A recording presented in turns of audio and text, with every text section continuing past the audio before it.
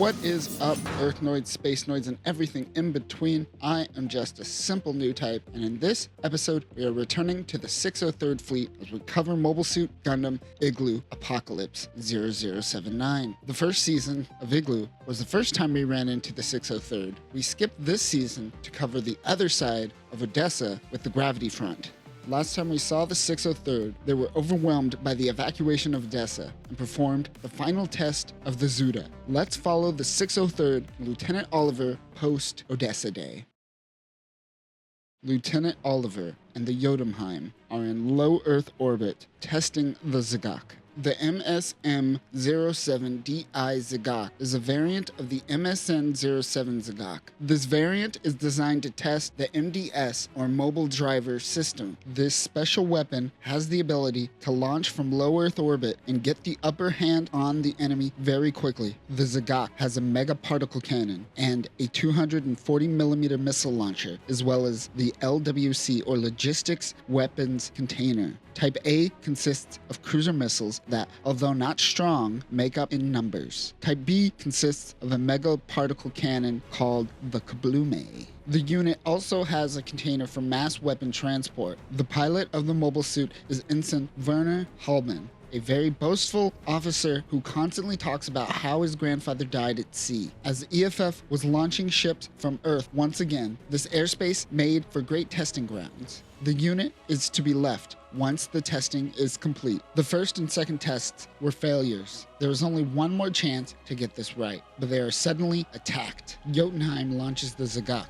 and gets out of the way of the enemy's attack. The Zagach dives down into Earth's atmosphere right as an EFF fleet launches. The container hatch gets in the way, but Halban shoots it off. The mobile suit is below 10,000 kilometers. Oliver tells Holbein to pull up. However, before pulling up, Holbein uses the Kablume beam scatter cannon and destroys a good chunk of the fleet. He successfully drops the heavy payload and pulls up. Holbein meets up with the Gao for pickup, but suddenly the Gao is destroyed. Two core boosters are behind the Zagach. He is unable to lose them and is shot down. The Zagach crash lands into the sea. Ensign Holbein was able to take out 4 Salamis-class ships and 1 Magellan-class ship, but unfortunately, the Zagach sunk in the ocean, just like his grandfather. Back on the Jotunheim, we learn from Captain Cadillac that his grandfather actually died in a hospital on Side 3.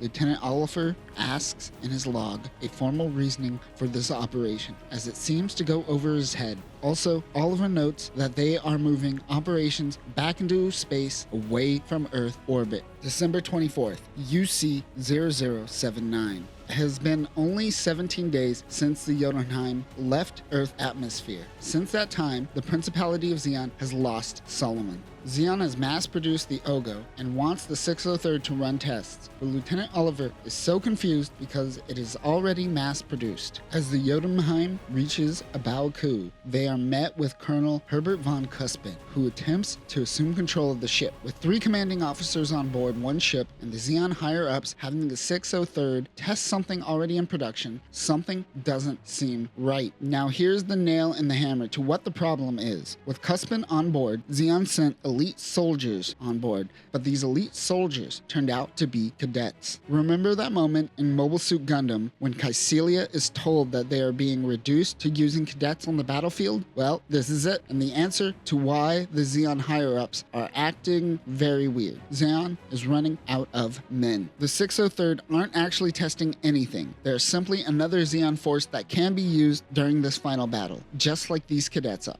Among these cadets are Erwin Cadillac, Monique Cadillac's younger brother. Now in Mobile Suit Gundam, we know that after Solomon, EFF made their way towards A Baoa Qu. But after the loss of Solomon, Zeon didn't know if EFF would head towards Granada or A Baoa Qu. The 603rd will head towards Granada with a small fleet of Ogos, one of the pilots being Erwin. The MP-02A Ogo is the Zeon's equivalent of the Ball. It is a mobile pod that costs half the price of a Zaku 2 and is made using old mobile suit scrap. It has a 120mm machine gun, a 280mm bazooka, a Sturmfaust, and a claw arm. December 30th, UC0079, around 2100 hours. while Erwin is talking to Oliver. Suddenly, light pours throughout space. It is the solar ray firing and killing General Revel and Degwin, Soto, Zabi. There is hope for Zeon, but before they celebrate, 2 Salamis-class ships come onto the radars. The Ogos launch and attack the Salamis-class ships. They launch balls in retaliation. It's a mobile pod battle. 1 Ogo goes down, but they are unable to take out most of the balls. 2 more balls enter the battlefield. Erwin goes on the offensive and takes out 1. The Salamis abandons the remaining ball. It is only Erwin's Ogo and the 1 ball remaining. He convinces the ball to surrender.